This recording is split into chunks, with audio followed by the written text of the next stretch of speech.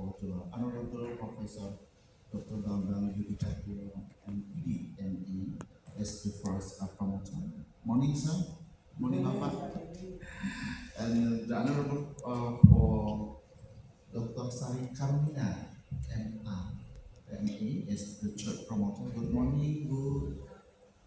And my beloved friends, especially Mr. Hani, you as the first presenting seminar this week.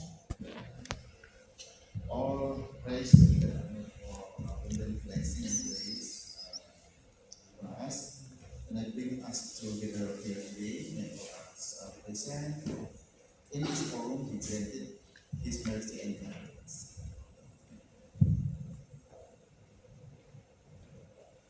Before we start, let us know together for the promoter and examiner, and you as participant, we give you 10 minutes for presenting and asking of feedback and comment. So I invite for the first presenter, please welcome Mr. Hanif Maulania. Oke, thank you Pak Heri. Honorable Pak Yudi, Honorable Bu Sari,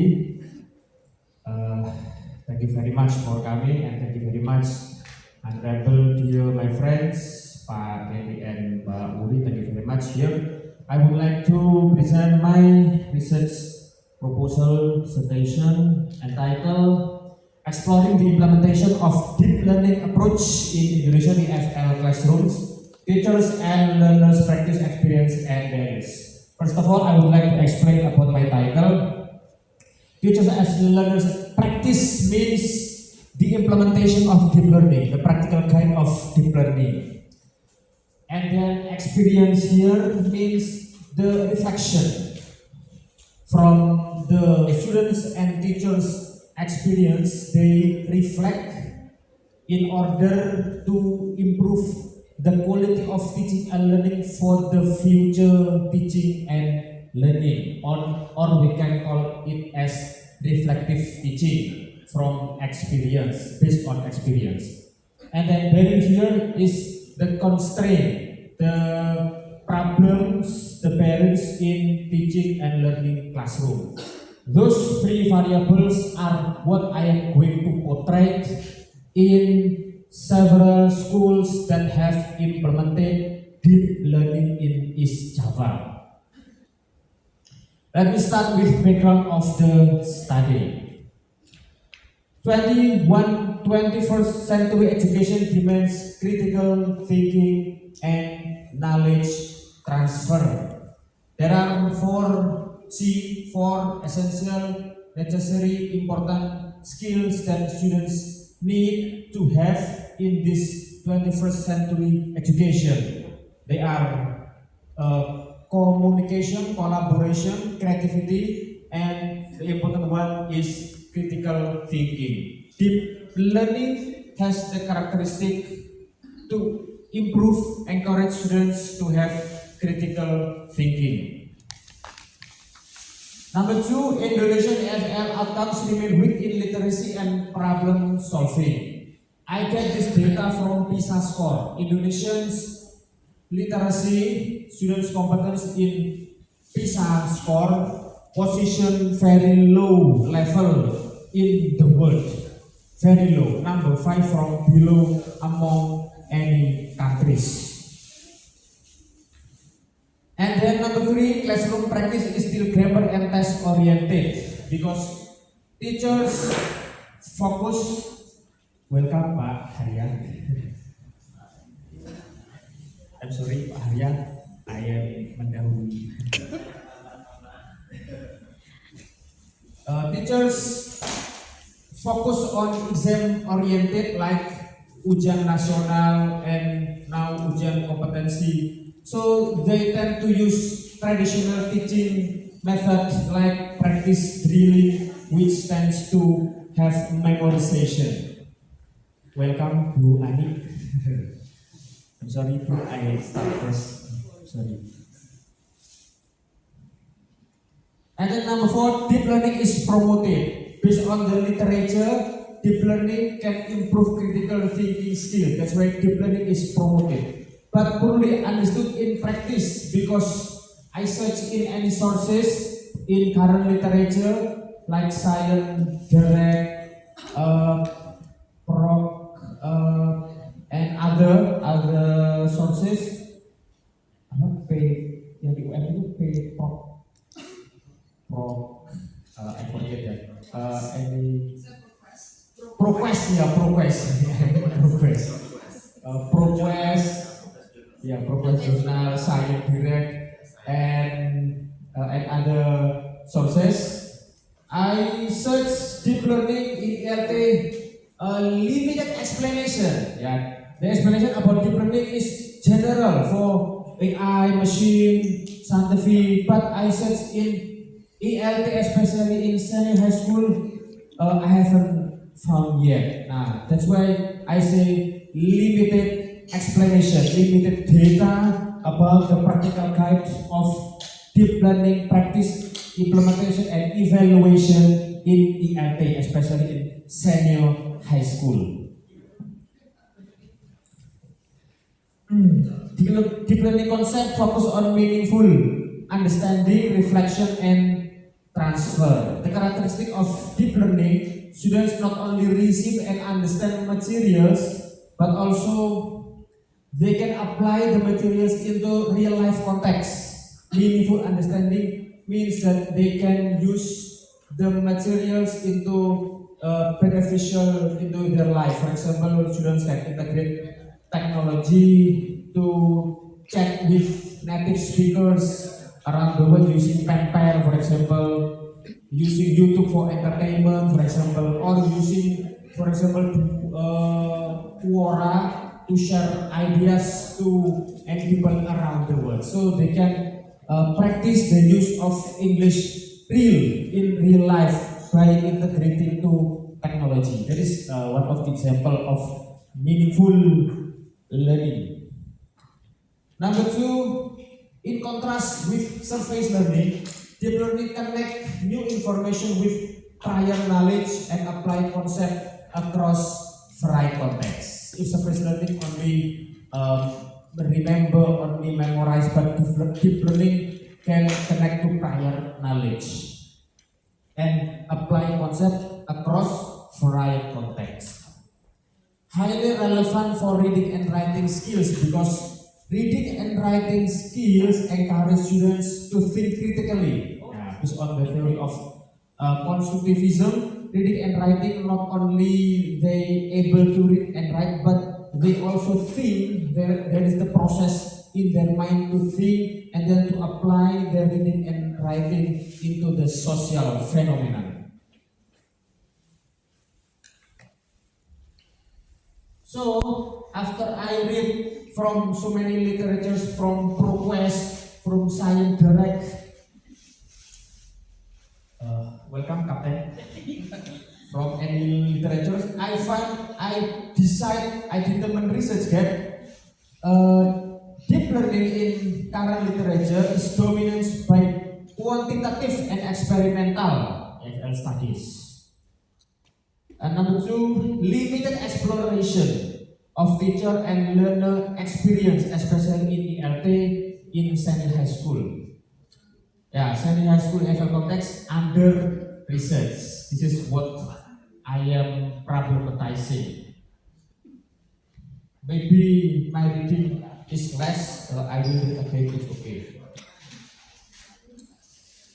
Okay, last 3 minutes. Research objective.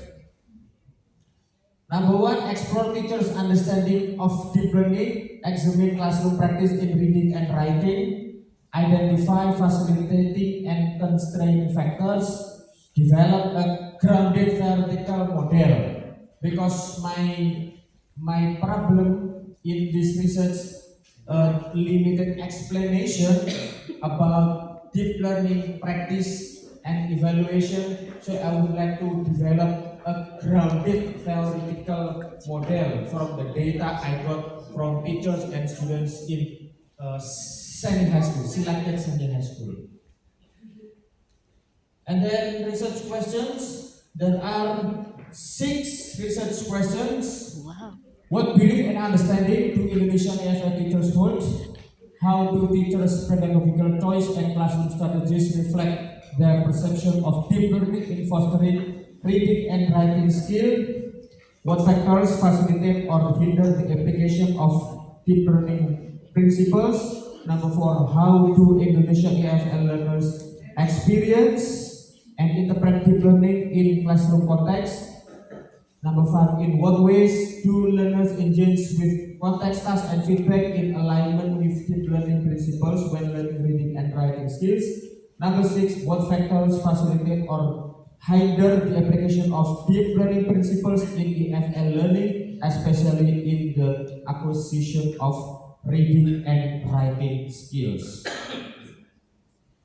Okay, thank you, Pak Kelly. And let me go to the conceptual framework, methodology, participants. I guess that I will get questions about participants. So I will like to explain. This is the important one. I select 7 high schools that have implemented deep learning, and then I take my estimation is 8 EFL teachers, but it is not fixed number, not fixed number. It is my estimation because when I read so many articles of grounded theory, they interview around 5 to 8 teachers. That's why I approximately take 8 EFL teachers. But it is not fixed numbers. It can be flexible based on the data, saturated data. Okay, time is up, Pak Kelly. Okay, thank you very much, Pak Kelly. I'm sorry, the time is up. Pak Yudi, Bu Ani, Pak Haria, and Bu Sari, I'm expecting your feedback, and I'm sorry I cannot manage my time well. Thank you very much. Okay, thank you. Thank you so much, Mr. Hanif, Wania Sola. Thank you for your presentation. And now, we can round of applause for Mr. Hanif. Thank you. And first, we would like to invite for our examiner, the Honorable Dr. Sohardi, MPD. Soharyadi. Yes. Yes. Please, sir. All right. Thank you so much, Pak Moderator. So thank you so much, Pak Yudi, Bu Ani, and Bu Sari. And firstly, I would like to congratulate Pak Hanif. Thank you for having this draft already in your presentation. So this feedback is not to find the weaknesses, but this is to strengthen, to improve the quality of the draft before you go to the next stage of data collection and data analysis and so on. Now, I have 10 minutes, right, Pak Yudi? Yeah. Okay, my first question is related to the introduction. My first comment is when you state that previous studies have been done, but you just listed this, that. I didn't find the results of those studies. What are the results? I tried to find the results of those studies, but failed. Yeah. So do not just list what people have done, but you also show the people the findings. From those findings, we can see what is done, what is not done yet. Yeah, not just listing the previous studies. And then from the previous studies, try to find the factors. Yeah, I think people have done many, right? But what makes them successful? What makes them unsuccessful? Try to identify the factors.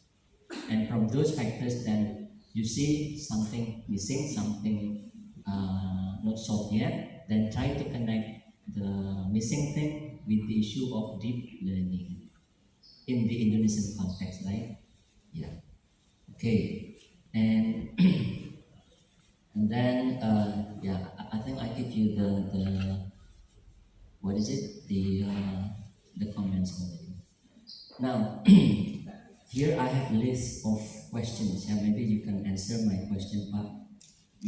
about is how was deep learning implemented so far in the literature, in various levels of education, and in different status of English instruction. I didn't find that in the literature.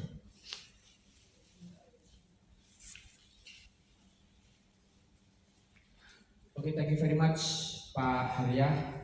So far, deep learning actually has been research in primary schools. Yeah, for example, the research by Berner and Cyper, Lutvia. But in Sanya High School remain unexplored. Uh, I choose Sanya High School because I think that students in senior high school has different characteristic with students in primary schools, and the research of deep learning in primary schools do not focus on English language teaching as the best of my knowledge of my reading. They conduct research deep learning for general lesson. Do not specify about teaching and learning English. Okay. So maybe better for you to identify first and categorize the previous studies on deep learning. So for example, in SD, SMP, SMA, in higher education. So because deep learning in Indonesia is something new, right? So I think within this 1 year, right? But deep learning outside that is already a long time ago. So if you think deep learning in Indonesia is something unique, so in what way you can make readers think that this is important for your study, because this is still something new, still 1 year, and until now, me myself, I don't have any information which regions have implemented deep learning based on the policy. I mean, let's say in East Java, so which school have been implemented officially? For example, in West Sumatra, for example, we don't know yet. So that's why you need to classify that and make sure that the readers feel okay with the deep learning in Indonesian context. Okay, this is my suggestion. And then another thing is now deep learning, according to your draft, is just an approach, right? Now, related to the critical thinking and what is it? What else? So, what is actually something? What is it? What do you want to explore actually in DL in English language teaching? Is it the critical thinking, the way teachers teach, students' way of learning, or what?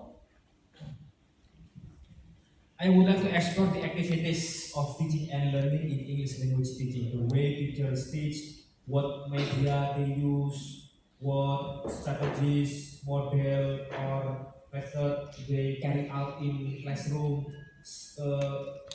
starting from the beginning, like planning, and then implementing, and then evaluation, reflecting what they do, what teachers do, and what students do. So I can figure out, oh, deep learning in ELT like this. For teachers who want to apply deep learning, you can follow this model. Unfortunately, I do not find the criteria that this is called, this related to deep learning, not deep learning, deep teaching, and not deep teaching, like what?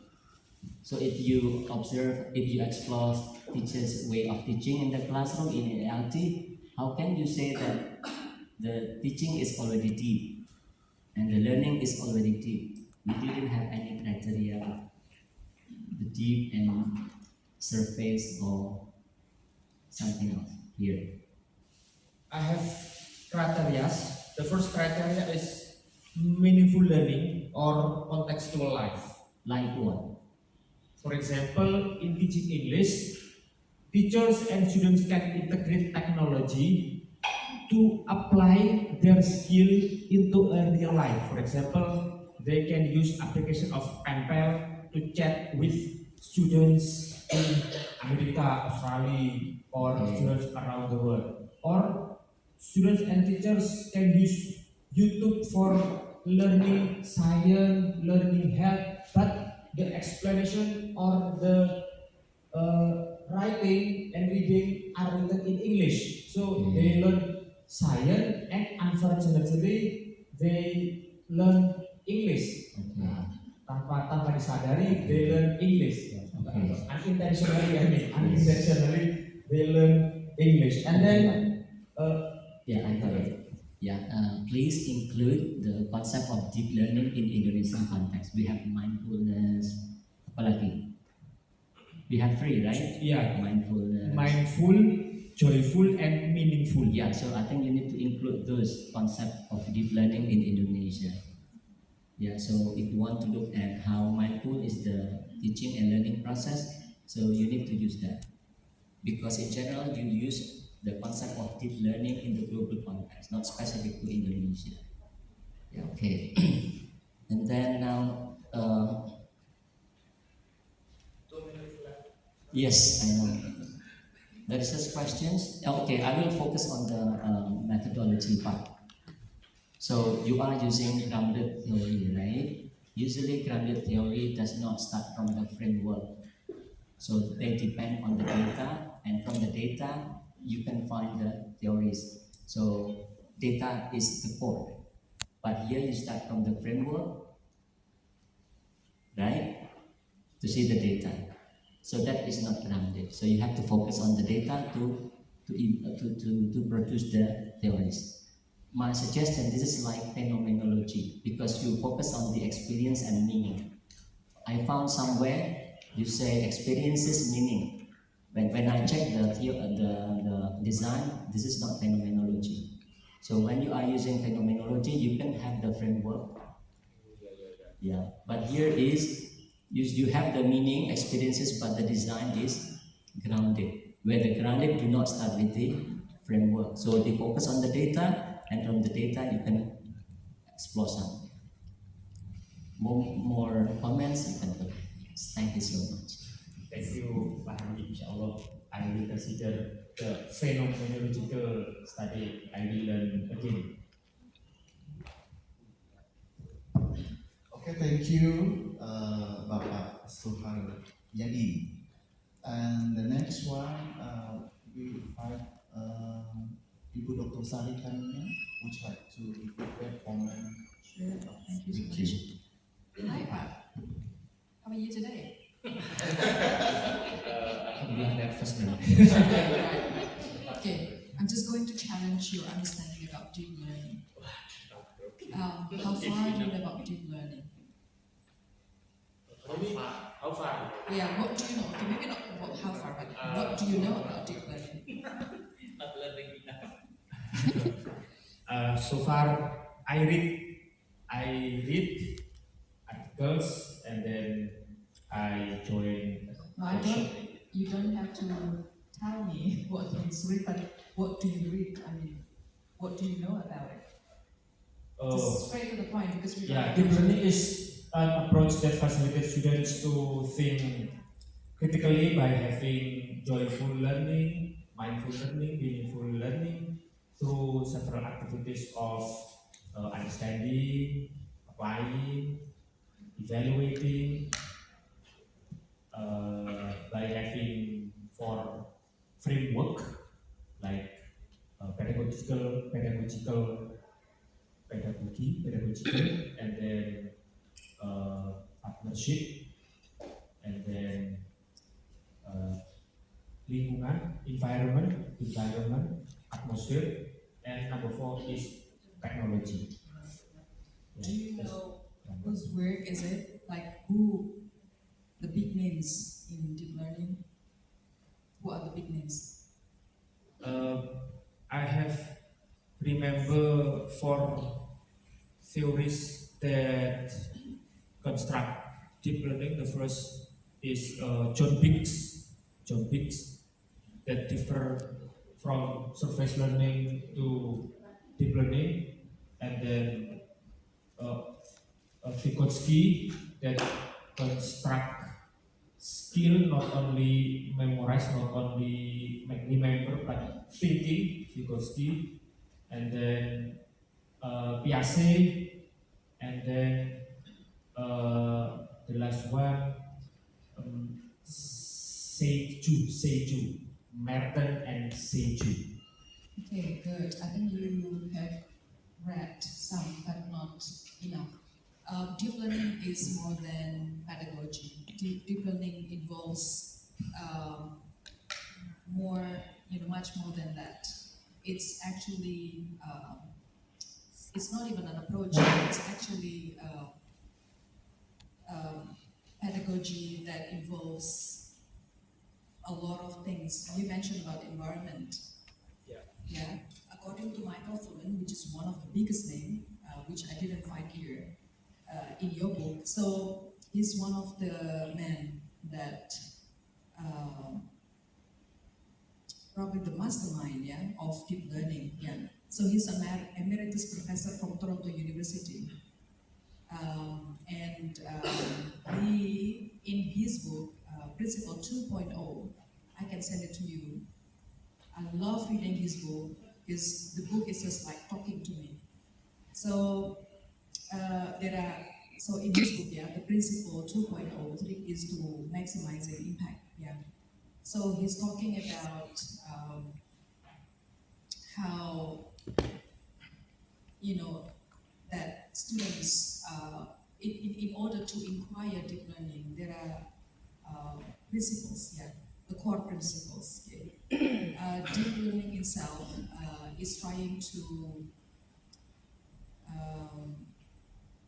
build students' character, citizenship, collaboration, communication, creativity, and critical thinking.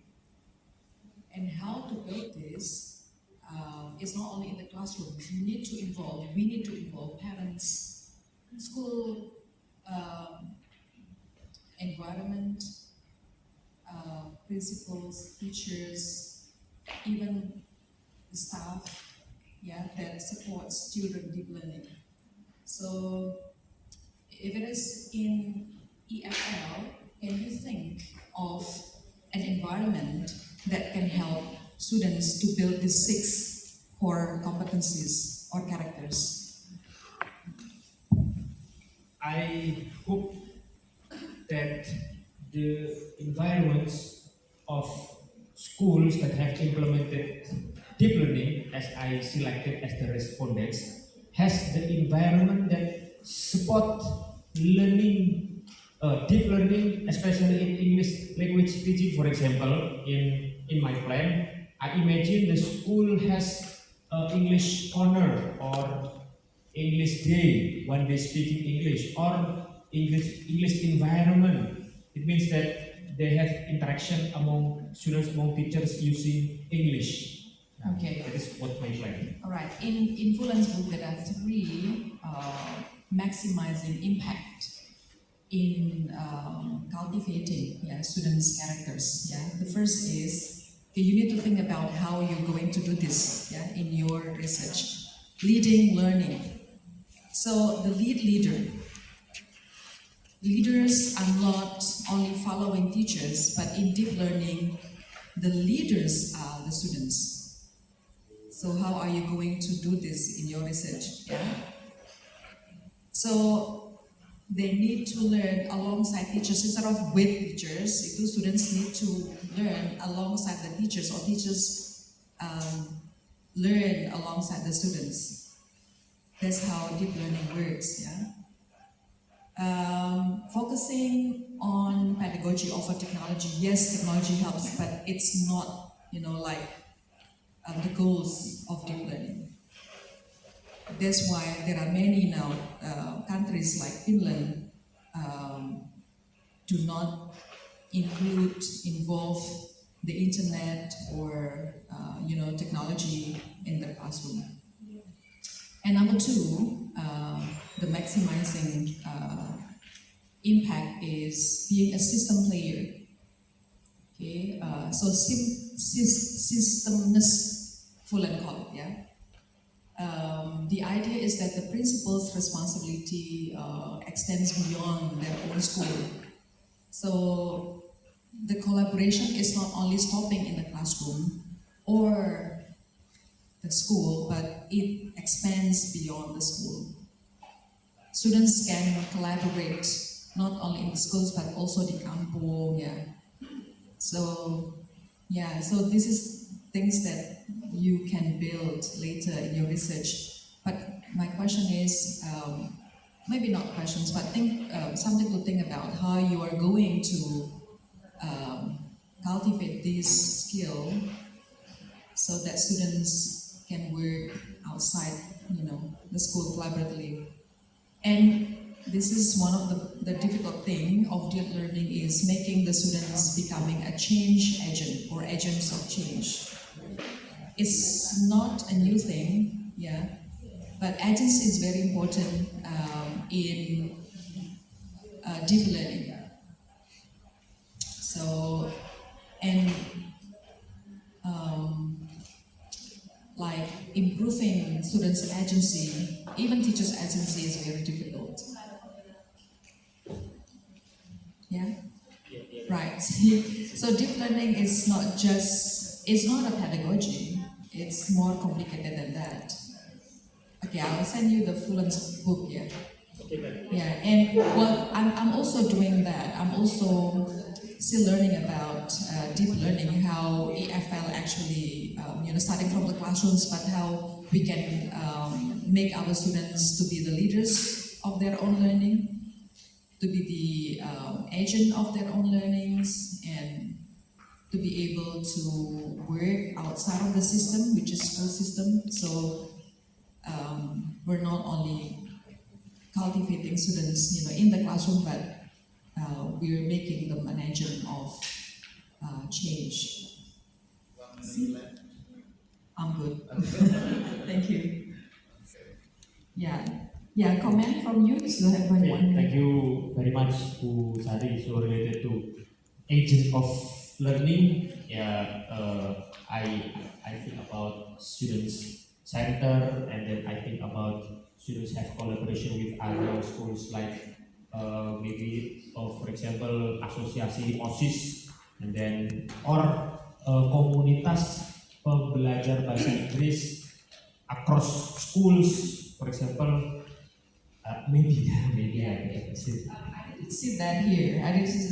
You're still like in the classroom. Your concept of deep learning is similar to a pedagogy or an approach or a model. Yeah, like collaborative learning, problem-based learning.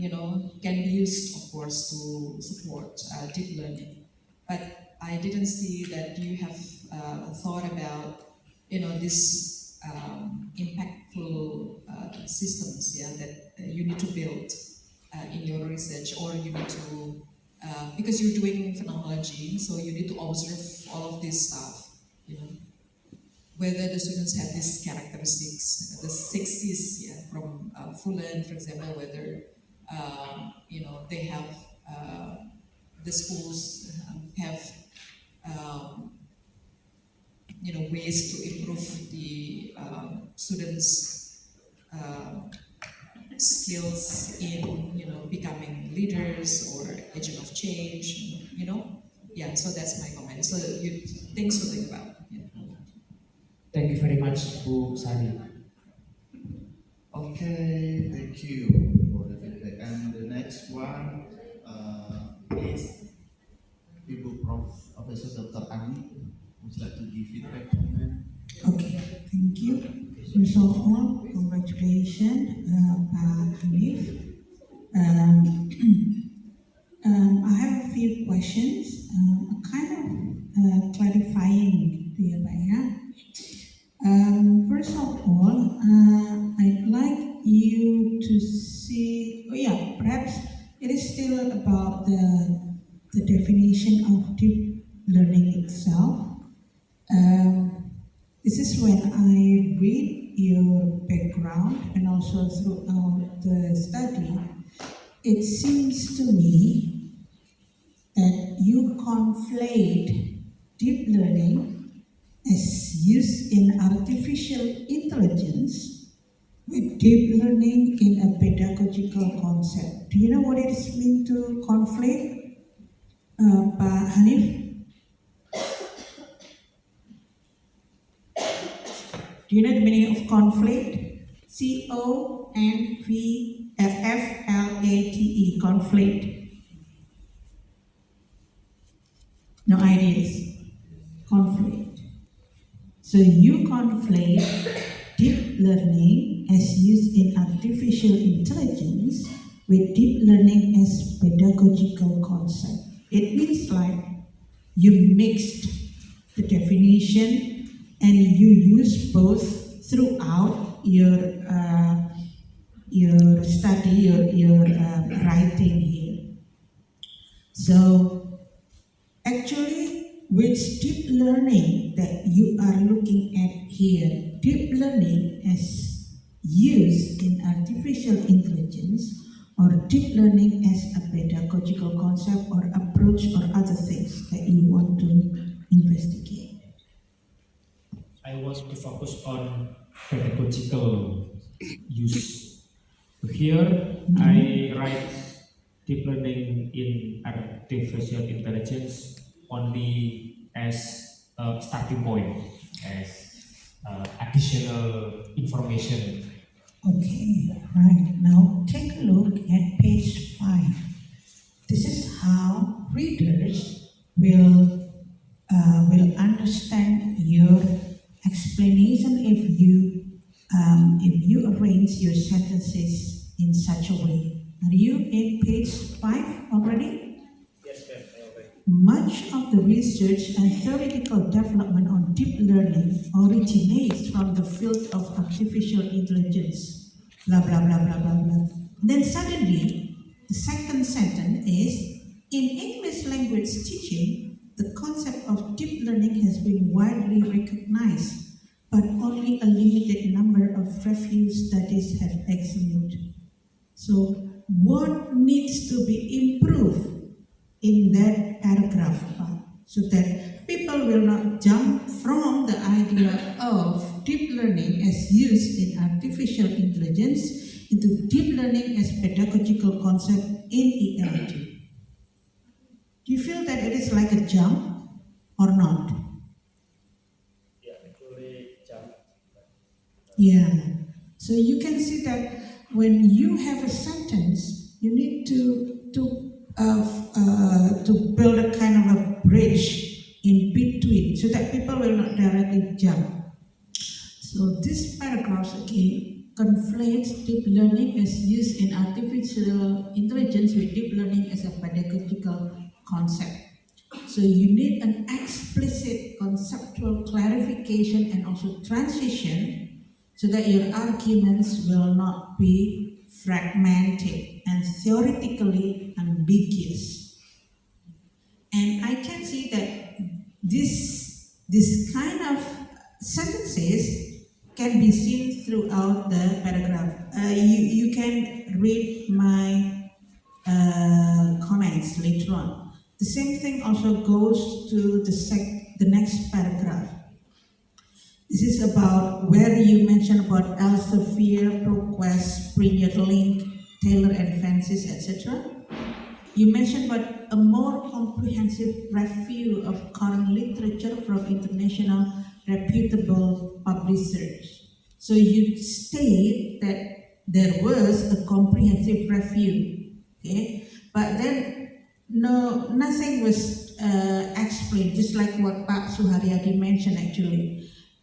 You cannot just list down all those things without really explain what is going on over there. So please either explain how the literature was systematically reviewed or soften the claim of the word comprehensive review. Jadi jangan terlalu bilang bahwa ini adalah comprehensive review, tapi tidak ada keterangan isinya apa-apa. Nggak bisa cuma dibilang sudah dilakukan comprehensive review dari A, B, C, D. Tapi habis itu tidak diterangkan yang mana yang komprehensif.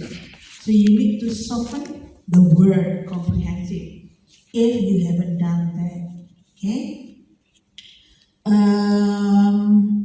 So together, I would say that several claims on your paragraphs are free at the national level, but you need to prove sufficient qualification or the ideas needs to be there. Okay, so please avoid sweeping statements. Okay, you know, like the next paragraph, you have like in Indonesia, English is taught as a foreign language across various education levels, yet teaching practices are predominantly focused on grammar-based instruction. Nah, ini kan kayak di Indonesia itu semuanya yang terjadi begitu, Pak.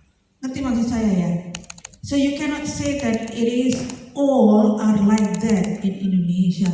Perhaps in some yes, but not all. Mungkin sebagian besar iya, mungkin sebagian besar. Tapi we cannot say like in Indonesia. Belum ada kata-kata kayak mungkin sebagian besar atau in several or in many places gitu. So it is like everything in Indonesia are like that. Do you think so? Yeah, something like that. So this is what we call as sweeping claims, sweeping generalization. It sounds like in Indonesia everything's are like that, but actually it is not like that. You know that in some good schools they are not like that.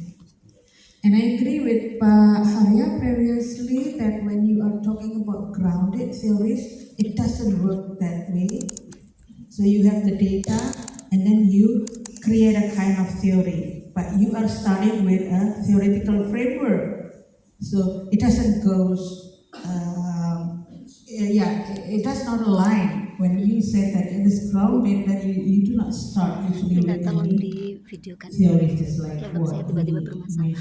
Phenomenological would be great, yeah. Okay, right. Do I still have time? Okay. 2 minutes left. Okay, right. Next, wait.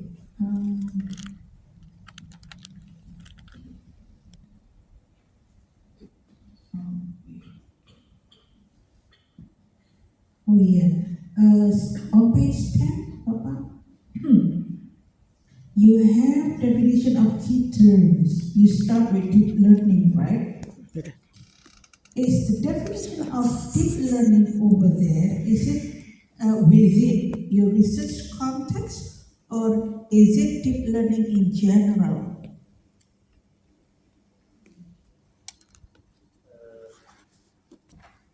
After I read the literature about deep learning, then I try to put my understanding about deep learning in general here in my definition of key term. Okay, right. What do you think that the general definition would be sufficient for your study, or do you need to put your context in the definition of deep learning over there? Yeah, I think it is better to specify in English language teaching. Ya, seperti yang tadi juga dibilang Pak Harya ya, bahwa deep learning di luar, nah yang tadi yang di artificial intelligence itu beda dengan deep learning yang terjadi di Indonesia. Apa sudah lihat videonya Bu Yulia atas yang Australia atau sependidikan Australia yang memang dipercaya untuk menerangkan tentang deep learning? Belum pernah. Nah itu Bapak harus melihat juga itu. I can give you the link later on. That's the video that we need to watch. Yeah, at least to understand what is meant to be done here in Indonesia about deep learning. Jadi kita pahami dulu apa yang dikemukakan oleh istilahnya pemerintah atau ini ya, terus apa yang beneran terjadi mungkin seperti itu. So, yep, I guess you need to watch that so that you would know. You have better understanding besides reading the books explained by Bu Sari, because we are talking about on a big scale. We are talking about not only Indonesia but the global. So that's from Michael Pulan. And then how is it like to be implemented here in Indonesia as seen by the eye of the POV of the government, and then how is it implemented, so the POV of the teachers. Because if you do not know that, what you know is only from the eye of the teachers, for example, but you do not know actually what is expected by the government, for example, or by the theory itself. Yeah. Okay. Okay. Yes. Thank you. Thank you. Thank you. Once again, congratulations. Okay. We got that. Okay. And the next, please, Bapak Yudhiki. Thank you very much. Saya balik. Thank you very much. Itu saya Bapak ini masuk hari ini asal saya beli besar itu jadi. And okay, Pak, I would like to remind you that the suggestions from the examples are quite important for you to consider how it can applicable to the research. And I would like to give suggestions because we have been working with this in the process. And now, first suggestion, implementation. Please use this word consistently.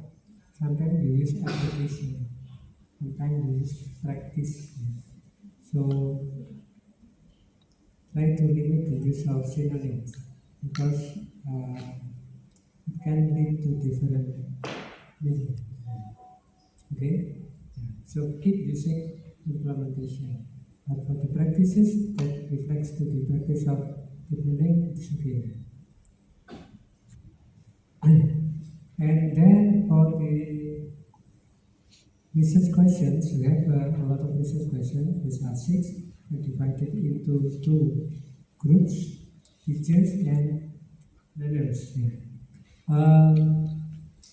I think it would be better if you add a table trying to show the research questions in one column, and then in the next column the methods of data collection, and then in the next column will be instruments for data collection. Because these are quite, we don't have any guideline to what is the, for example, what is the method of data collection for number 2? What instruments are used? So if you have a kind of table summarizing the methods of data collection and the instruments, and also if you add the how to analyze the data collected, that will be good.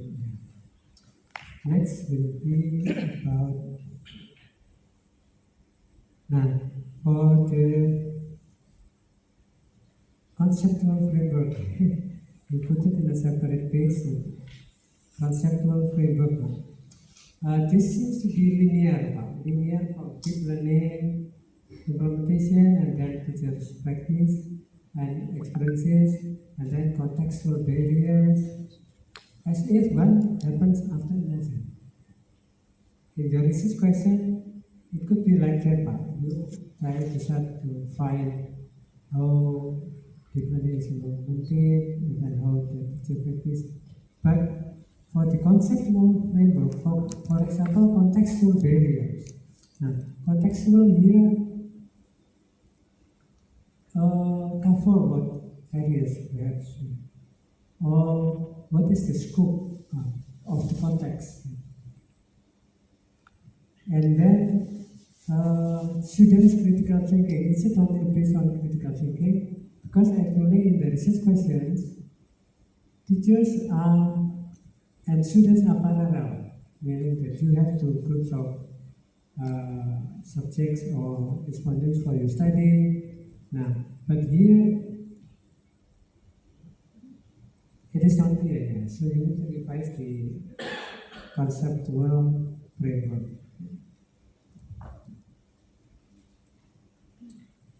Okay, about the research method, it seems that you limit yourself to qualitative research, and that will also be for the learners as well. Now, I wonder how you are going to measure the engagement, because are you going to measure engagement, critical engagement, it is not clear in your instrument. Now, if you try to explore it with qualitative approach, then this will be difficult. But if you work on more quantitative to know the students' responses to the implementation, that will be easier, in my opinion. But it doesn't have to be mixed method. It could be two methods connected together. Okay, and then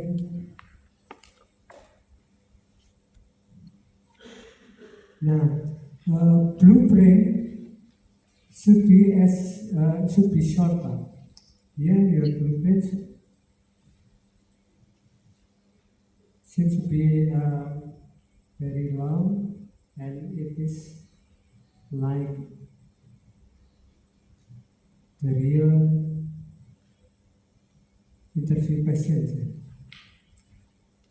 The blueprint is much more elaborate than the real research question. Usually, blueprint is more summarized version of the indicators to be explored in the research. Okay, and